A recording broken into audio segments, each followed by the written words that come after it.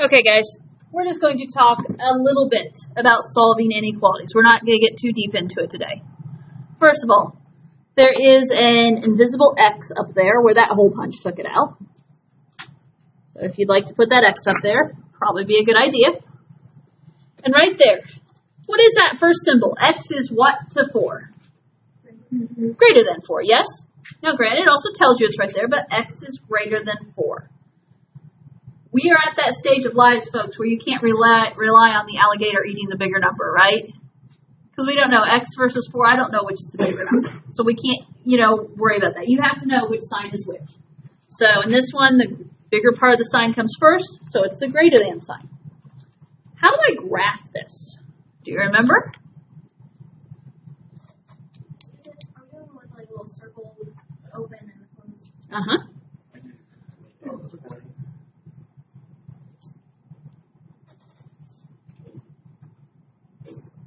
Okay, so if we're graphing this, first of all, the main important number that has to be on this line is 4. I usually ask for at least a couple numbers on either side. Now, I'll be honest, I kind of went overkill here because I got plenty of room. If you just did like 2, 3, 4, 5, 6, that would be plenty. Which way am I going to shade?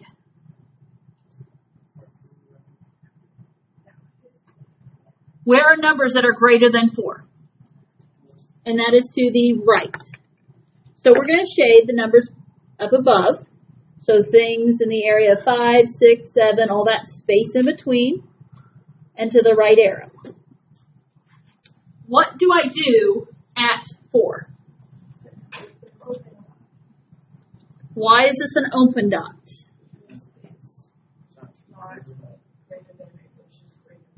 Okay, so because it doesn't have the equal to, it's the open dot. Okay, it's just greater than or less than. Okay, so this is saying it's greater than 4. It does not include 4. It excludes 4. Sounds familiar, right? May have slept a lot since then, but this should be familiar. Okay, what's that next one read? Okay, this is our less than sign. X is less than 4. I like to think it's kind of like a sloppy L. It looks like an L, just kind of hunched over. So I'm still going to put some numbers on my number line. I'll just do 2, 3, 4, 5, 6. Which way do I shade for this one? We want numbers smaller than 4, right? So we're going to shade to the left. Do make sure your shading is visible. Don't make me squint and think, which side did they make darker? Which circle am I putting here? This is another open circle because 4 is not included. It's not equal to 4. And the less than or equal to. Anytime it's equal to is when we'll use the clues. Yeah. Okay, so what's that next line say? X is greater than or equal to 4. That bigger side comes first again. Greater than or equal to 4, which way am I shading? Shading to the right. I'm going for bigger numbers. This time the circle is closed. It is a filled-in circle because it's equal to. So that 4 is included. Okay? And last one. X is less than or equal to 4. 2, 3, 4, 5, 6. Which way am I shading? To the left because it's less than. What am I doing at 4? That is a closed filled-in dot because it is equal to. I didn't share any brand new information, so it's just a matter of remembering it. A couple of things. First of all, your variable should always be on the left when you're going to graph and draw the inequalities. Okay? Because as long as your variable's on the left, it's very easy to figure out. Greater than, you're going right. Less than, you're going left. It's also the direction the arrow points. If your variable's not on the left, it gets confusing.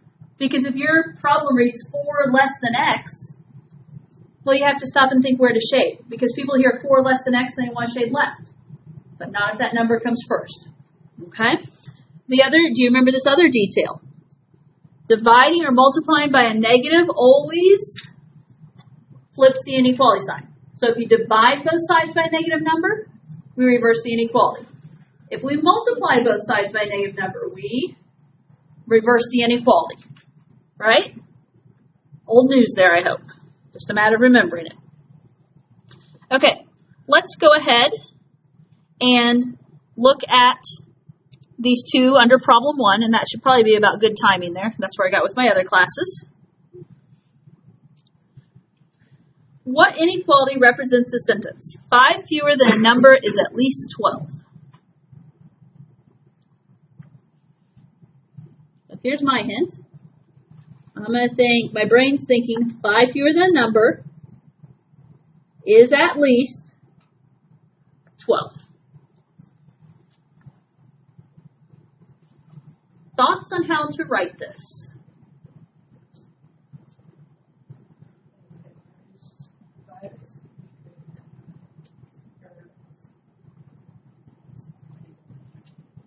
Maybe greater than or equal to. Okay, she's thinking greater than or equal to sign. With the 12 after. With the 12 after it. What else goes with this? Sierra? X minus 5. Do you remember how we did something like this earlier in the week? 5 fewer than a number. First of all, what is a number? X in a whatever variable, right? So 5 fewer than a number, if we use X, how do you take 5 away from that? You're going to do X minus 5. Is at least, so greater than or equal to 12. Oops. Now, here's something I will say. I always like to, use money as my example because you guys relate to money. If you're struggling with, okay, why was that greater than as opposed to a less than sign? If you have at least $12 in your pocket, what does that mean to you? If you have at least $12, does that mean you have 12 or less or 12 or more? If you have at least 12, that means you're going to have at least 12. You're going to have minimum 12, maybe more. So that falls into the greater than or equal to category. Okay, and the other problem 1. The quotient of a number and 3 is no more than 15.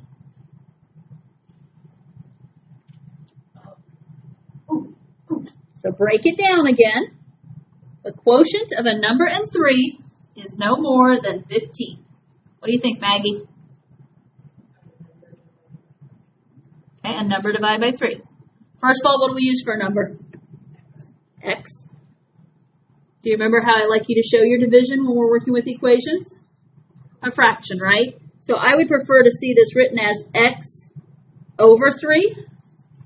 It's not that you couldn't use the division symbol with the 2 dots, but for equation writing purposes, a fraction is better, more acceptable. Is no more than 15. If you have no more than $15 in your pocket, what do you have? Less than or equal to? So if I have no more, that means I can't have more than, so it has to be less than or equal to 15.